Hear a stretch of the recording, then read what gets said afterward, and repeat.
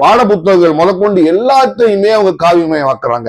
அவங்களோட சித்தாந்தங்களை இளம் வயதிலேயே அந்த பிள்ளைங்களுக்கு பிரெயின் வாஷ் பண்ணி நம்ம சொல்லி கொடுக்க ஆரம்பிச்சிட்டோம்னா நம்ம சொல்லி கொடுக்கறது தான் வருங்கால இந்தியாவோட வரலாறுன்னு நிறைய புது புது விஷயங்களை, இல்லாத விஷயங்கள்லாம், தவறான விஷயங்கள்லாம் பிள்ளைங்களுக்கு சொல்லி கொடுக்குறாங்க. அரசியலை நம்ம மாத்தி சொல்லணும்னா வகுப்பறைக்குள் அரசியலை திராவிட கட்சிகள் கொண்டு போகவில்லைங்கிறத நிதர்சனமான உண்மை.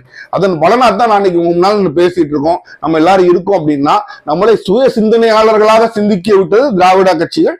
அரசியலை வகுப்பறைக்குள்ள கொண்டு வரல, அது குறிப்பா பள்ளிகளுக்குள்ள கொண்டு வரல. கல்விக்குள்ள நீங்க விஜயும் தாவேக்காவும் பூர்த்துக்கிறீர்கள் சின்ன பிள்ளைங்களோட பிஞ்சு மனசுல.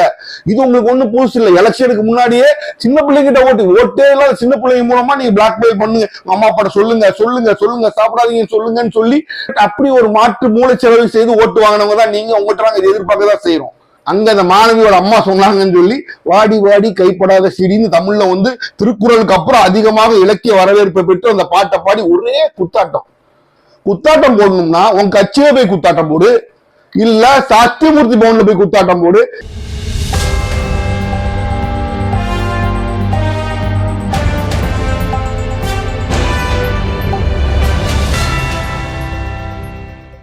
ஹலோ ஃப்ரெண்ட்ஸ், வெல்கம் டு உண்மையும் பொய்மையும். நம்ம சேனல்ல வரக்கூடிய எல்லா வீடியோக்களையும் தொடர்ந்து பார்க்க நம்ம சேனலை சப்ஸ்கிரைப் பண்ணி பெல் பட்டனை பிரஸ் பண்ணிக்கங்க. கல்வி அதுதான் தமிழகத்தோட ஒரு தலைச்சிறந்த விஷயமா கூட நம்ம சொல்ல முடியும். ஏன் அப்படின்னா காமராஜர் காலம் தொடங்கி 2 திராவிட கட்சிகளும் மாற்றி மாற்றி ஒரு விஷயத்துல சரியான நடவடிக்கைகள் எடுத்து ஒரு வளர்ச்சியை காமிச்சாங்கன்னா அது நிச்சயமாக எல்லாராலும் ஏற்றுக்கொள்ளக்கூடிய ஒரு துறைனா அது கல்வித்துறை தான். அப்போ கல்வித்துறை வளர்ச்சி அப்படின்னு வரும்போது ஏன் கல்வித்துறைக்கு அவ்வளவு இம்பார்ட்டன்ஸ் கொடுக்குறாங்க அப்படின்னா ஒரு நாட்டோட நிகழ்காலம் மட்டும் இல்லாமல் அதோட எதிர்காலமும் கல்வித்துறையில தான் என்றைக்குமே சார்ந்து இருக்கு. அப்படிங்கிறதுனால காமராஜர் காலத்திலிருந்து இன்று வரைக்கும் கல்விக்கு ஒரு முக்கியத்துவம் கொடுக்கிற ஒரு மாநிலமாக தமிழ்நாடு இருக்கு. இன்றைக்கு தமிழ்நாடு பலவாறு வளர்ந்திருக்கு அப்படின்னு நம்ம சொல்லும் போது அதற்கு மெயின் ரீசன் அப்படின்னு சொல்லுவாங்க, மிக முக்கியமான காரணம் தமிழ்நாட்டோட கல்வி அறிவு அப்படின்னு தான் சொல்லுவாங்க. அதுல ஒரு விஷயத்துல நம்ம மிஞ்சக்கூடிய மாநிலம் ஒன்று இருக்கும் அப்படின்னு சொன்னா அது கேரளாவாக மட்டும்தான் இருக்க முடியும். மற்ற எல்லா மாநிலத்தோடையும் கல்வியில தமிழ்நாடு சிறந்து விளங்குது. அது ஹையர் எஜுகேஷன் அப்படின்னு சொல்ற அந்த கல்வியில தமிழ்நாடு எல்லா மாநிலங்களோடு சிறந்து விளங்குங்கிறதுங்கிறது யாருக்குமே ஒரு மாற்று கருத்தே இருக்க முடியாது. அப்போ கல்விக்கு இவ்வளவு முக்கியத்துவம் கொடுத்து நம்ம கல்வி வளரணும்னு ஏன் முயற்சி பண்றாங்க, எல்லாரும் பண்ணாங்க அப்படின்னு பார்க்கும்போது ஒரு மாநிலத்தோட வளர்ச்சி அப்படின்னு மட்டும் இல்லாம ஹியூமன் ரிசோர்ஸ், மனித வளம் அப்படிம்பாங்க. அந்த மனித வளம் கல்வி மேலதான் நிலைநிறுத்தப்பட்டிருக்கு. கல்வி மேலதான் அந்த மனித வளம் வளருது. இப்ப இந்த கல்வியை நம்ம பார்க்கும்போது இதற்கான ஒவ்வொரு நடவடிக்கையும் ஒவ்வொரு அரசாங்கமும் செஞ்சுது. காமராஜர் ஐயா நீங்க பாத்தீங்கன்னா தொடக்க கல்வியில ஒரு முதல் சத்துணவு கொண்டு வர்றாரு. அப்புறம் எம்ஜிஆர் அதை கொஞ்சம் பெருசாக்குறாரு. கருணாநிதி ஜெயலலிதா இன்னும் பெருசாக்குறாங்க. அதுக்கப்புறம் சைக்கிள் தர்றாங்க, செருப்பு தர்றாங்க பிள்ளைங்களுக்கு. எஜுகேஷன் அந்த சமயத்திலே ஃபுல்லா ஃப்ரீயா தான் கிடைக்குது. ஒவ்வொரு விஷயமா கொஞ்சம் கொஞ்சமா கூட்டுறாங்க. அப்புறம் ஸ்டாலின் அரசுல காலையில் அந்த பிள்ளைங்களுக்கு சாப்பாடு போடுறாங்க. இப்படி எல்லாத்தையும் செய்யறது எதுக்குன்னா கல்வி மேல வரணும் அப்படின்னு தான்.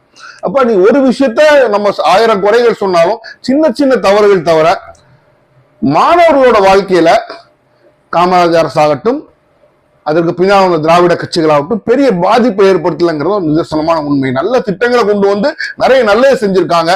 மாணவர்களை பொறுத்த வரைக்கும் நீங்க என்னதான் சொன்னாலும் அவர்கள் வாழ்க்கையில பெரிய இடையூறோ அவர்கள் முன்னேற்றத்திற்கான பெரிய தடையோ எதையுமே அந்த திராவிட கட்சிகள் போட்டதில்லைங்கிறது ஒரு நிதர்சனமான உண்மை. அப்போ போட்டதில்லை நம்ம சொல்லும் போது என்ன அப்படின்னா இன்றைக்கு நம்ம சொல்றோம் இல்லையா, ஒரு தலைமுறையே நம்ம அரசியல்படுத்த மறந்துட்டோம் அப்படின்னு சொல்லும் போது அதன் சில பேர் மைனஸாக சொன்னாலும் அதை பாசிட்டிவா கூட சொல்லலாம். அப்ப எப்படி நீங்க மாற்றி சொல்லலாம் அப்படின்னா திராவிட கட்சிகள் ஒரு தலைமுறையை அரசியல்படுத்த வேண்டாம் என்று நினைத்து விட்டதுன்னு கூட நீங்க மாற்றி சொல்லலாம். அப்படி சொல்லும் போது நீங்க பாத்தீங்க அப்படின்னா முழுக்க கல்வியில தங்களுடைய எந்த ஒரு அரசியல் தலைவரும் ஈடுபாடும் இல்லாமல் பார்த்துக்கிட்டாங்கிற ஒரு பிளஸ் பாயிண்டா கூட நீங்க அதை சொல்லலாம். அப்ப இதனால என்ன ஆச்சுன்னா கல்வித்தரம் வளர்ந்து தமிழ்நாடு இன்னைக்கு இந்தியாவே நம்பர் 1 கல்வி மாநிலமாக இருக்கு. அப்போ இதற்கு முன்னாடி நீங்க பாத்தீங்க அப்படின்னா என்னைக்காச்சும் இந்த டிஸ்ட்ரிக்ட்லயாச்சும் ஒரு சிஎம் வர்றாருன்னா கொஞ்சம் ஸ்கூல் பிள்ளைங்க என்னைக்கா ஸ்கூலை விட்டு வெளியில கூட்டு கொடியா செய்ய வைப்பாங்க. இதுதான் அதிகபட்சம் கல்வியில அரசியல் இன்டர்ஃபியரன்ஸ் இருக்கக்கூடிய ஒரு விஷயம் மாணவர்கள் வாழ்க்கையில. அதற்கு மேல உள்ள விஷயங்கள் அதெல்லாம் வேற விஷயம். மாணவர்களுக்கும் அரசியலுக்கும் சம்பந்தம்ங்கிறது ரோட்ல இருந்து என்னைக்காச்சும் கொடியாட்டுறது மட்டும்தான். மற்றபடி பள்ளி வளாகத்திற்குள் தமிழகத்துல திராவிட கட்சிகள் கல்வியை பாதிக்கிற மாதிரி பெருசா அரசியலை கொண்டு போனது இல்லைங்கிறதா உண்மை. ஒரு காலத்து வரைக்கும் இருந்துச்சு, அதுக்கப்புறம் கம்ப்ளீட்டா நிப்பாட்டிட்டாங்க அது. அப்ப இந்த சூழ்நிலையில நம்ம இதை நேரா மாற்றி நம்ம பாஜகவோட கொள்கையை பார்ப்போம். காவிமயமாகும் கல்வி அப்படின்னு எல்லாம் சொல்றாங்க. காவிமயமாகும் கல்வின்னு என்ன? ஆர்எஸ்எஸோட கொள்கையை நீங்க பாத்தீங்கன்னா ஷாக்கான்னு சொல்லுவாங்க. அந்த ஷாக்கான ஒரு கிளை இருக்கும். அந்த கிளையில சின்ன பிள்ளைங்கள இருந்தே உங்களை பிடிச்சி உங்களை வளர்த்து கொண்டு வரணும் அப்படின்னு நினைப்பாங்க. அதை அவங்க பிஜேபி அவங்களுக்கு ஆட்சிக்கு வந்ததுக்கு அப்புறம் இதை அப்படி பள்ளிகளும் கொண்டு வர ஆரம்பிச்சிட்டாங்க. பாட புத்தகங்கள் முதற்கொண்டு எல்லாத்தையுமே அவங்க காவியமயமாக்குறாங்க. அவங்களோட சித்தாந்தங்களை இளம் வயதிலேயே அந்த பிள்ளைங்களுக்கு பிரெயின் வாஷ் பண்ணி நம்ம சொல்லிக் கொடுக்க ஆரம்பிச்சிட்டோம்னா நம்ம சொல்லிக் கொடுக்கறது தான் வருங்கால இந்தியாவோட வரலாறுன்னு நிறைய புது புது விஷயங்களை, இல்லாத விஷயங்கள்லாம், தவறான விஷயங்கள்லாம் பிள்ளைங்களுக்கு சொல்லிக் கொடுக்குறாங்க. இதைத்தான் கல்வியை காவியமயமாக்குதல்னு இன்னைக்கு இந்தியா முழுசும் உள்ள பிரச்சனைகள் இருக்கு. சிபிஎஸ்இ பள்ளிகள் இந்த பிரச்சனை பெருசா ஓடிக்கிட்டு இருக்கு. அப்ப இந்த மாதிரி முயற்சிகள் எதையும் தமிழக அரசு, தமிழகத்துல இருந்த திராவிட அரசுகள் பண்ணல. கல்வி கிட்டத்தட்ட அன்றைக்கு காமராஜர் பீரியட்ல காங்கிரஸ் அரசு என்ன மாதிரி இருந்துச்சோ அதே மாதிரி நிலைமையில தான் இன்றைக்குமே இருக்கு. ரொம்ப இண்டிபெண்டான நிலைமையில மாணவர்கள் இருக்கிறாங்க. எந்த அரசியல் கட்சிக்கும் சார்பு இல்லாமல் மாணவர்களை தனியாக சிந்திக்க விடக்கூடிய ஒரு சூழ்நிலை தான் தமிழ்நாட்டில் இருக்கு. இது வரைக்கும் அது மாறவில்லை. அரசியலை நம்ம மாத்தி சொல்லணும்னா வகுப்பறைக்குள் அரசியலை திராவிட கட்சிகள் கொண்டு போகவில்லைங்கிறத நிதர்சனமான உண்மை. அதன் பலனாத்தான் நான் இன்னைக்கு 3 நாள் பேசிட்டு இருக்கோம். நம்ம எல்லாரும் இருக்கோம் அப்படின்னா நம்மளை சுய சிந்தனையாளர்களாக சிந்திக்க விட்டது திராவிட கட்சிகள். அரசியலை வகுப்பறைக்குள் கொண்டு வரல, அது குறிப்பா பள்ளிகளுக்குள்ள கொண்டு வரல. இன்றைக்கு என்ன நடக்குது கொஞ்சம் வருத்தமாகவே இருந்துச்சு. அது எந்த ஊர் காஞ்சிபுரம்ன்றாங்க. ஒரு ஸ்கூலுக்குள்ள போய் சிஎம் விஜய் அவர்கள் போட்டோ வச்சது யாரு, இது யாரு, இது யாரு அப்படின்னு பிள்ளைங்களா விஜய் அப்படின்னு எதுக்கு ஸ்கூலுக்குள்ள போய் கட்சிக்காரர்களுக்கு ஒரு அரசாங்க பள்ளியில் என்ன வேலை மிஸ்டர் ராஜ்மோகன், என்ன பண்ணிக்கிட்டு இருக்கீங்க எஜுகேஷன் மினிஸ்டர்? ஒரு அரசாங்க பள்ளியில் அரசாங்க அலுவலர்கள் போய் இன்ஸ்பெக்ஷன் பண்ணலாம், அரசாங்கம் சம்பந்தப்பட்டவர்கள் போகலாம், நீங்க போலாம், நீங்க மினிஸ்டர், நீங்க தாவேக்காரங்க, நீங்க மினிஸ்டர். இதே மாதிரி ஒரு கட்சியோட ஒரு எம்எல்ஏ போகலாம். 4 பேர் உள்ள போயிட்டு இது யாரு, இது யாருன்னு போட்டோ வச்சு காமிக்கிற அதிகாரம் உங்களுக்கு யார் கொடுத்தது? அப்போ கல்விக்குள்ள நீங்க விஜயும் தாவேக்காவும் பூத்துக்கிறீர்கள் சின்ன பிள்ளைங்களோட பிஞ்சு மனசுல. இது உங்களுக்கு ஒண்ணு புதுசு இல்லை. எலெக்ஷனுக்கு முன்னாடியே சின்ன பிள்ளைங்கிட்ட ஓட்டே இல்லாத சின்ன பிள்ளைங்க மூலமா நீங்க பிளாக்மெயில் பண்ணுங்க, அம்மா அப்பாட்ட சொல்லுங்க சொல்லுங்க சொல்லுங்க, சாப்பிடாதீங்க சொல்லுங்கன்னு சொல்லி அப்படி ஒரு மாற்று மூளை செலவு செய்து ஓட்டு வாங்கினவங்க தான் நீங்க. உங்கள்கிட்ட நாங்க எதிர்பார்க்க தான் செய்யறோம். அப்போ அவங்க மேல நீங்க என்ன நடவடிக்கை எடுக்கிறீங்க? உங்களுக்கு இது அசிங்கமா தெரியலையா, கேவலமாக தெரியலையா? பிஞ்சு மனசுல ஒன்னொன்னா வளர்ந்து நாளைக்கு உலகத்தை அவர்கள் சொந்த கண்ணோட பார்க்க வேண்டும். நீங்க கொடுக்கிற வாடகை கண்ணாடி மாட்டிக்கிட்டு பார்த்தாங்கன்னா அந்த தலைமுறை சுயமா சிந்திக்க முடியாத ஒரு தலைமுறையா போயிடும். இதே திராவிட கட்சி அன்றைக்கு பண்ணியிருந்தாங்க இன்னைக்கு நீங்க ஆட்சிக்கு வந்திருக்க மாட்டீங்க. அவங்க இந்த பிள்ளைங்களை சுயமா சிந்திக்க கூட போய் சரியோ தப்போ இன்னைக்கு நீங்க ஆட்சியில் உட்கார்ந்து இருக்கிறீங்க. அப்போ இது ஒரு சம்பவம். இதே மாதிரி இன்னொரு இடத்துல வெளியில கேட்கும்போது பிள்ளைங்க மொத்தம் கொடுத்து யாருது சிஎம் முதலமைச்சர் விஜய் சொல்லுங்க, முதலமைச்சர் விஜய் சொல்லுங்கன்னு சொல்றாங்க. ஏன் அப்படி நடக்குது?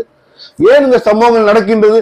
பிள்ளைங்களை வச்சு அரசியல் பண்ண உங்களுக்கு யார் உரிமை கொடுத்தா சொல்லுங்க? அந்த பேரண்ட்ஸ் நீங்க பெர்மிஷன் வாங்குறீங்களா? அந்த பேரண்ட்ஸ் நீங்க பெர்மிஷன் வாங்கி இந்த மாதிரி இருக்குங்க நாங்க பண்றோம் அப்படின்னு சொல்லி பெர்மிஷன் வாங்குறீங்க இல்லையா? அந்த பிள்ளைங்களோட உரிமை கிடையாது. அந்த பிள்ளைங்க மேல உரிமை பிள்ளைங்களுக்கே கிடையாது. அந்த பிள்ளைங்களோட கார்டியன்ஸ் பேரண்ட்ஸ் தான் உண்டு. நீங்க வெளியில இருந்து எவனோ ஒரு 4-5 பேர் கட்சிக்காரன் ரவுடியோ பொறிக்கும் யாருமே தெரியாது. வெளியில இருந்து ஒரு 4 பேர் நின்றுட்டு இது பாருங்க யாருன்னு காமிச்சாங்கன்னா இளம் பிள்ளைங்களோட மனசை நீங்க பிரெயின் வாஷ் பண்றீங்கன்னு அர்த்தம். இது தவறு. இதற்கு நான் என்ன சொல்லுவேன் அப்படின்னா, இப்ப எதிர்கட்சிகள் முட்டாள்தனமா கண்டதுக்கெல்லாம் கட்டி கூப்பாடு போட்டுக்கிட்டு இருக்காங்க. எங்க இருக்கு திராவிட முன்னேற்ற கழகம், எங்க இருக்கு அண்ணா திராவிட முன்னேற்ற கழகம்? இதை தட்டி கேட்க வேண்டாமா? இளம் பிஞ்சு மனதுகள் எப்படிடா நீ இப்படி நஞ்ச விதைப்பன்னு கேட்கணுமா இல்லையா? ஆனா கேட்கறது அவங்களுக்கு கரண்ட் இல்ல, அந்த மாதிரி அரசியல் விஷயங்களை தான் பேசுவாங்களே தவிர அவங்க இதை பேச மாட்டாங்க. இதுதான் பேசக்கூடிய ஒரு மிக முக்கியமான விஷயம். அடுத்த தலைமுறை பிள்ளைங்க அரசியல் உள்ள நுழையாம படிக்கும் போது அரசியல் இல்லாம அவங்க படிக்கணும். கல்லூரிகள் சமயத்துல வரும்போது எலெக்ஷன்லாம் வச்சு அவங்க அரசியல் பேசிக் தெரிஞ்சுக்கிட்டோம், அது வேற விஷயம். ஆனால் வகுப்பறைக்குள்ள ஒரு சிஎமோட போட்டோவோ கட்சிக்காரங்களோ உள்ள வருது கண்டிக்கக்கூடிய விஷயம். எப்படி அலோவ் பண்றீங்க நீங்க? இது ஒரு தவறான விஷயம் இல்லையா? இதை சொல்ல போனா ஒரு அரசாங்க அலுவலர் பணி செய்ய விடுவது தடுப்பது எப்படி குற்றமோ அதே மாதிரி ஆசிரியரோட வகுப்புக்குள்ள கட்சிக்காரங்க உள்ள இது யாருன்னு கேட்கறது அதே மாதிரி தண்டிக்கப்படக்கூடிய குற்றம் தான். எப்படி நீங்க அதை அலோவ் பண்றீங்க?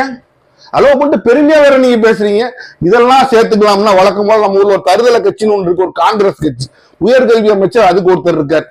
என்னடான்னு பார்த்தா அங்க போய் ஒரு அது கல்லூரியா பள்ளியான்னு தெரியல, அங்க அந்த மாணவியோட அம்மா சொன்னாங்கன்னு சொல்லி வாடி வாடி கைப்படாத சிடின்னு தமிழ்ல திருக்குறளுக்கு அப்புறம் அதிகமாக இலக்கிய வரவேற்பை பெற்று அந்த பாட்டை பாடி ஒரே குத்தாட்டம் போடணும்னா உன் கட்சியே போய் குத்தாட்டம் போடு, இல்ல சத்தியமூர்த்தி பவன்ல போய் குத்தாட்டம் போடு, இல்ல ரேஸ் கோர்ஸ் ரோடு இருக்குல்ல உன் கட்சி டெல்லி அங்க போய் குத்தாட்டம் போடியா. உயர்கல்வித்துறை அமைச்சர் அதாவது குத்தாட்டம் போடல, பதவியை ராஜினாமா செஞ்சுட்டு குத்தாட்டம் போடு. அசிங்கமா இல்ல, அருவருப்பா இல்ல உனக்கு? உன்னை பார்த்துதான் அந்த தலைமுறை ஃபியூச்சர் தலைமுறை படிச்சதுன்னா எங்க உருப்புடும்? அவங்கதான் அந்த ஆட்டம் போட்டு குத்தாட்டம் போட்டு பாட்டு பாடி வந்த பாரம்பரியத்துல வந்தவங்க. உங்களுக்கு எங்க அறிவு போச்சு? உங்களுக்கு எங்க அறிவு போச்சு? எப்படி அங்க போய் நீங்க டான்ஸ் ஆடுவீங்க உயர்கல்வித்துறை அமைச்சர்? ஒரு கல்ச்சரல் வீட்டுல ஒரு ஒரு ஒரு கோயில் திருவிழாவில் எல்லாரும் ஆம்பளைங்களா சேர்ந்தாடுறாங்க, நீங்க ஆடுறது சினிமா போட்டு டங்கு டங்குன்னு ஆடுவீங்களா நீங்க? உங்ககிட்ட என்னங்க தரம் எதிர்பார்க்க? கட்சிக்கும் தரம் கிடையாது, உங்களுக்கும் தரம் கிடையாது. அதான் நீங்க காமிச்சிட்டு போயிட்டீங்க. இதெல்லாம் பேசுறத விட்டுட்டு மத்த எல்லா விஷயத்தையும் எதிர்கட்சிகள் பேசுறாங்க. இது மாணவர்கள் இதுதான் முக்கியமாக பார்க்கப்பட வேண்டிய விஷயம். இப்போ கீழ இருந்து மேல வரைக்கும் இந்த புறை ஏறி போயிருக்குன்னா இதை யார் திருத்துவது? ஒரு மினிஸ்டர் போய் இப்படி டான்ஸ் ஆக ஆடுவாங்க? அப்போ அட்மினிஸ்ட்ரேஷன் இதெல்லாம் நீங்க விரும்புறீங்களோ அப்படின்னு நினைச்சுதான் 10 பேர் செய்யறான். என்றைக்குமே ஒரு விஷயம் ஒரு ஆட்சியில் நடக்குதுன்னா அது வேலை உள்ளவங்க விரும்புறாங்கன்னு நினைச்சுதான் செய்வாங்க.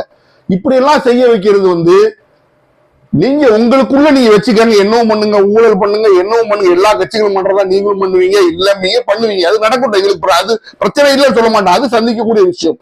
கல்வியிலும் மாணவர்கள் வாழ்க்கையிலும் தயவு செய்து விளையாடாதீங்க. அது ஒரு நாட்டோட எதிர்காலத்தையே பாதிக்கும், நீங்க மைண்ட்ல வச்சுக்கணும். இப்ப இவ்வளவு நடந்துட்டு இருக்கும் போது நம்ம பார்க்கணும் என்ன அப்படின்னா, அந்த கால்மயமாக்கள் எப்படி கொண்டு வராங்களோ அதே மாதிரி தனி மனித வழிபாட்டுக்குள்ள கொண்டு வராங்க. கல்விக்கும் தனி மனித வழிபாட்டுக்கும் சம்பந்தமே கிடையாது.